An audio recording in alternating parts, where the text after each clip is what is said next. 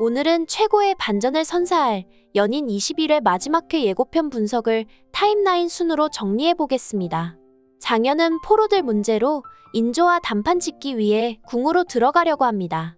하지만 양음은 그런 장현을 막아서죠. 사방에서 널 찾고 있는데 궁에 들어가려고 하냐면서 말이죠. 결국 장현을 막아설 수 없다는 것을 안 양음은 장현 몰래 직접 궁에 들어가 상황을 염탐하기로 합니다. 그때 한 내광과 내수사 노비가 대화를 나눈 걸 목격하게 되죠. 그런데 양음이 그만 들켜서 내수사 노비들에게 붙잡히고 만 듯합니다. 한편 영랑은 양음을 기다려보지만 오랜 시간이 지나도록 돌아오지 않자 불안해지기 시작합니다. 장현과 길채는 그 사실을 모른 채 오랜만에 합방을 하고 둘이서 오붓한 시간을 보냅니다. 그런데 그날 아침 영랑이 급히 찾아와 양음이 궁에 들어갔다 돌아오지 않았다고 알려주죠. 이에 장현은 급히 궁으로 향하고 갇혀있는 양음을 보게 됩니다. 그리곤 양음에게 꼭 데리러 올 테니 기다리라 말하곤 아버지 장철을 찾아갑니다.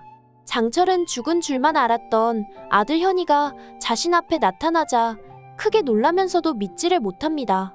하지만 이내 장현을 알아보곤 대성통곡을 하고 말죠. 그러나 장현은 수십 년 만에 부자 상봉보다 포로와 양음을 살리는 게 우선이었죠. 이에 장현은 모든 자존심 다 버리고 외면했던 아버지 장철에게 부탁합니다. 제발 살려주십시오. 죽은 듯 살겠습니다. 한편 인조는 장철을 불러 흉도들을 잡아들이라 명합니다. 이에 장철은 흉도들에 대한 토벌 명령을 내리고 그 수장으로 남연준을 세웁니다. 다음 날 아침 연준이 출정을 나가려 하자 은혜가 급히 따라와 붙잡습니다. 이역관 나리를 도와달라며 추포하면 죽게 된다고 말이죠. 하지만 남연준은 은혜의 손을 뿌리치고 무장을 한 채 궁에 입걸해 흉도 토벌을 준비합니다. 잠시 뒤 구잠이 급히 달려와 장현에게 궁병들이 이곳으로 몰려오고 있다는 소식을 전합니다. 이에 길채는 장현 결정에 따르겠다는 눈빛으로 장현을 바라보죠. 장현 역시 그런 길채를 믿고 포로들과 함께 능군리로 가 있으라고 말합니다. 그곳에 먼저 가 있으면 꼭 오겠다고 말이죠. 궁병들이 도착하기 전 포로들은 여러 분류로 나눠 도망치기 시작합니다. 이때 인옥 일행은 다른 포로들의 안전을 위해 구양청과 함께 산속으로 궁병들을 유인하며 도망칩니다. 그리고 활로 무장한 내수사 노비 궁병들은 인옥 일행을 뒤쫓습니다. 하지만 결국 뒤가 잡힌 양천은 인옥 일행이 무사히 도망치도록 스스로 미끼가 됩니다. 그러다 그만 화살을 수십 발 맞은 양천은 그 자리에서 죽고 말죠. 한편 연준 병력은 장현의 뒤를 쫓기 시작하고 결국 장현과 마주하게 됩니다. 이에 연준은 장현을 바라보며 복잡 미묘한 심경을 드러내며 이렇게 말합니다.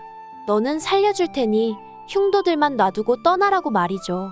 하지만 장현은 남연준 말에 칼을 빼들고 말죠. 장현에게 그 말은 최악의 수치였으니까요. 그렇게 장현이 칼을 빼어들자 남연준 쪽 병사들도 칼을 빼들며 일촉즉발 위기에 처합니다. 그런데 이때 반전이 일어납니다. 남연준이 모두 보내줄 테니 마음 바뀌기 전에 빨리 이곳을 떠나라고 말이죠. 그렇게 장현은 도망치지만 얼마 못 가 다른 무리의 내수사 노비 병력에 둘러싸여 전투가 벌어집니다. 그러다 함께한 포로들은 모두 전사하고 홀로 남게 된 장현은 바닷가에서 포위되고 맙니다. 장현 역시 모든 힘을 소진해 그 자리에서 주저앉고 맙니다.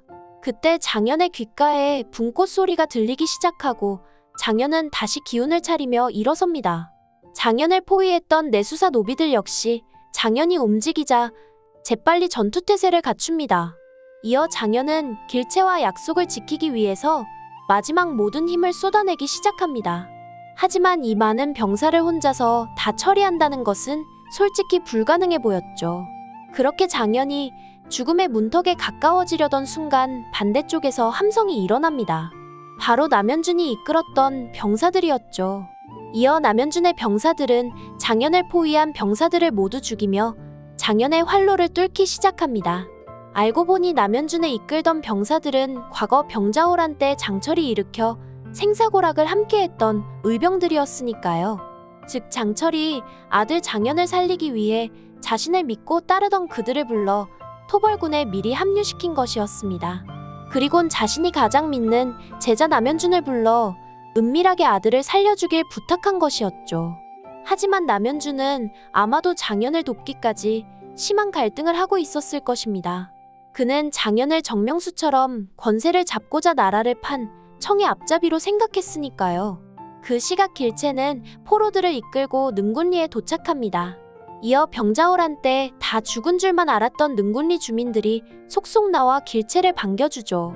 그때 참모댁 마님 현겸이 길채에게 네 서방될 리는 언제 오냐? 라고 묻습니다. 이에 길채는 곧 옵니다. 꼭 온다고 했어요. 라고 말하죠.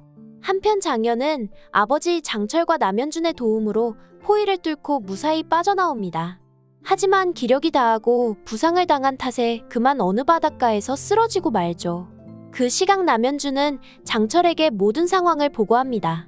역도들의 수기들을 모두 섬멸하였고 흔적을 지웠다고 말이죠. 이어 장현은 살아서 무사히 도망쳤다고 말할 것 같습니다.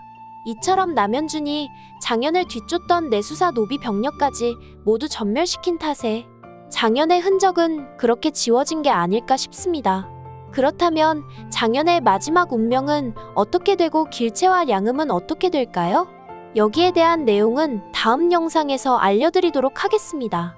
구독과 좋아요 부탁드리며 많은 의견과 댓글 남겨주세요. 시청해주셔서 감사합니다.